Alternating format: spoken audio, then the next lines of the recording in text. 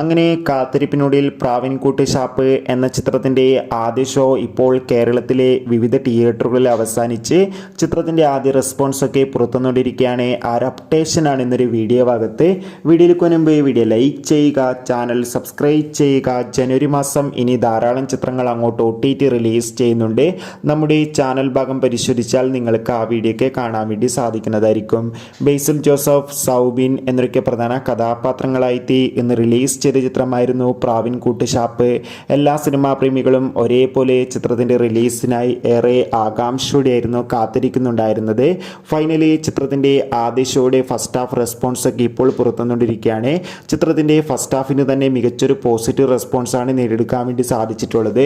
ചിത്രം കാണുന്ന സിനിമാ പ്രേമികളെല്ലാവരും ഒന്നടങ്കം പറയുകയാണ് പ്രാവിൻകൂട്ട് ഷാപ്പ് എന്ന ചിത്രം മികച്ചൊരു ആക്ഷൻ ത്രില്ലറാണെന്നും ചിത്രത്തിൽ സൗബിൻ്റെയും ഒപ്പം ബേസിലിൻ്റെയും മികച്ച അഭിനയം തന്നെ കാണാൻ വേണ്ടി സാധിക്കുന്നുണ്ടെന്നും.